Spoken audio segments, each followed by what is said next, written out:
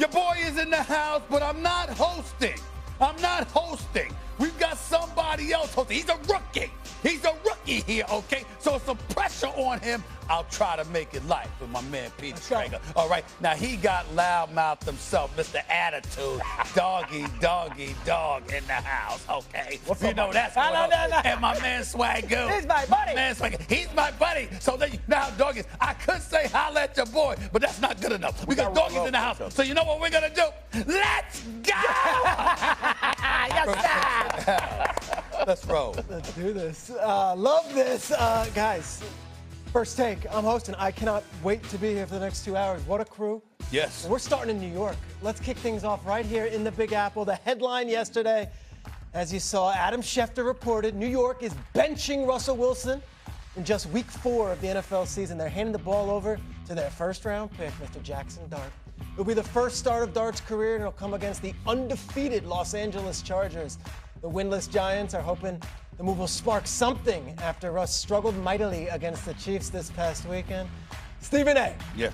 What does Jaxson Dart have to do to save Brian Daboll's job? Well, first of all, he has to look better than average. He has to look impressive. It has to be the kind of look that he gives off, fellas, that gives an indication that he's being developed. You understand that where you can look at him and his skill set and say, okay, Brian Daboll is having a positive impact on them.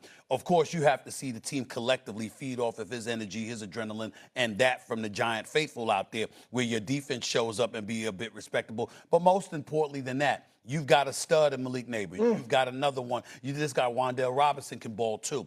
The combination of those two, if they're really excelling and they're raving about their quarterback and they're thriving, then those things could lead towards Daboll being saved. It's a lot to ask. It's a lot to expect, but it is possible it can happen if you got a quarterback that goes out there that's saying, listen, it wasn't about the coach.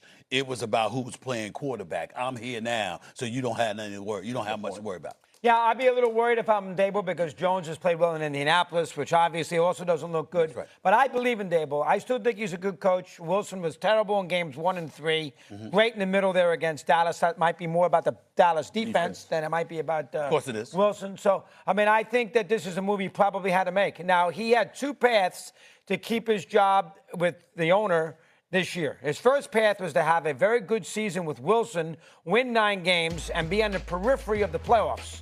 Well, that path is now closed. Yep. So the second path was to play the kid and have the kid really show that he's going to be a big-time player, and then we can give Daboll a little props for making him, training camp and seeing development, that he's the right mentor for him. So now he's on path number 2, and for Daboll's future, and I like him, and I like to see him stay. This is imperative that Dart plays well. And everybody says he had a great training camp. Yep. He did play well in the 3 or 4 games that he played, 3 games he played. So I'm relatively optimistic, but this is important for Daboll that Dart plays good football. I agree, Mad Dog. They need competency. Like when you have a young quarterback starting for the first time, you want him to be competent. And I know it may sound elementary. You want him getting in and out of the huddle with some efficiency. You want him to see coverages. You want him to be able to come up to the line of scrimmage and potentially change some things if you're in a bad play.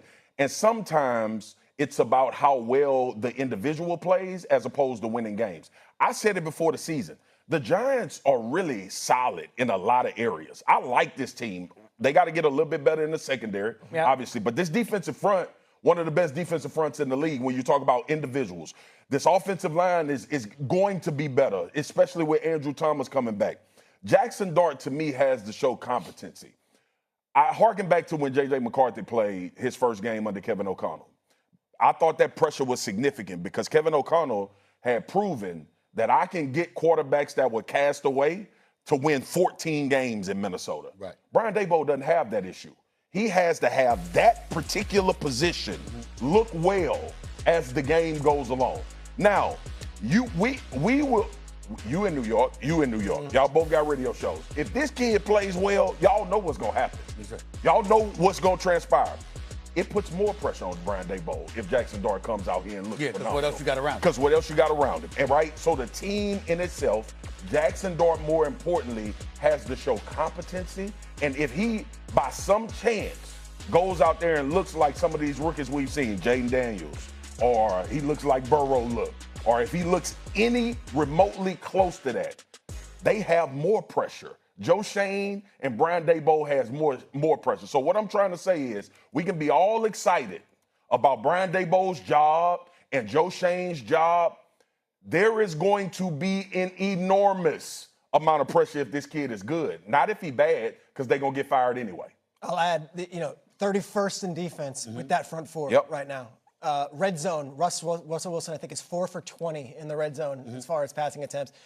That building Sunday night on national television, covered in red, boos out there for Russell. Like, that is what hits the Mara family. Well, I will tell you this. Well, first of all, a lot should hit the Mara family because the Giants have been atrocious. Yeah. Okay, since 2011, they've been arguably the worst team in football. Seriously, just look it up. I remember one time a couple of years ago, there was a debate about them or Jacksonville being the worst, and we were reminded that Jacksonville was in an AFC championship game in 2017. The New York Giants have been to the playoffs twice since 2011. They've had a winning record 3 times in 14 years. They have been an atrocity. And when you take into consideration that they were once in a conversation to be a gold standard of the National Football League, how in God's name has that drop-off occurred? That's a discussion for the Maras, the Tishes of the world. They got to explain that one day. Someday they got to explain where the hell did things go wrong, because it was never supposed to be this bad. Here's what I would tell you, though.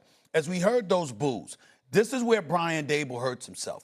There's nothing wrong with you pulling Russell Wilson from that game Sunday night. Nope. Nothing. Nope. It happens all the time. It doesn't matter who it is. It doesn't mean, even if it's your starting quarterback and you're going to throw him out there another week, it just ain't your night. It's a bad night. For him to leave Russell Wilson in there showed you weren't thinking about just football. It was something else going on with your mind, because that's an easy call to make. You could have yanked him out, and then said, we could come back to him next week, because it is against the Chargers. It's not against New Orleans the week after. You could have done that. He did not do that. And so that just shows there's stuff on his mind, and there's political decisions being made as opposed to just football decisions. But say, think about this, right? Like, you bring up a great point about Brian Daboll and should have pulled Russell Wilson. The hell you get from fans in sports, and we've been doing this long enough, is when you're prolonging the inevitable. Correct. And it's not going well. See, 2 weeks ago when Russell Wilson was dicing up Dallas defense, you had an opportunity to just say, okay, we got our starter. He's a veteran. We are going to sit idle until it falls apart and Jaxson Dart has to come into the game, because the inevitable was going to happen anyway. Last week, Brian Daboll sped up his firing process, in my opinion. Now all of the onus lies on this kid starting the first snap of the game, playing against a really good football team, and not having an idea of what an NFL football game feels like when you step out on the field for the first time against a real, legitimate Super Bowl contender in the Chargers. Last week, if you put him in the game when Russ is struggling, one, you got a chance to reignite the football team, because we got Malik Neighbors back pissed off. You're definitely going to reignite the fans. The fan base. So now you come into this week saying, we saw the kid do some good things. The only time they were cheering last week was when he came in that spot duty. That's when the crowd got excited. But he had to play Wilson last week off that Dallas game. 100%. But he had to play. We're talking about that. You can move off of it. You want to get him out of the game in the fourth quarter? Yeah. When you spend 3.5 quarters showing you can do absolutely nothing, he was bad. He could do that. Didn't I just explain this man that people get mad about prolonging the inevitable? Well, know who gets madder than him? One other thing for you, to be fair. The Eagles, Patriots, and Chiefs are the only team that has won more than one Super Bowl in the last 15 years. Understand? Giants have won 2. Well, under Mara, in the they last beat the 15 Patriots. years? They won in 08 and they won in 12. Well, that's not 15. You want to call me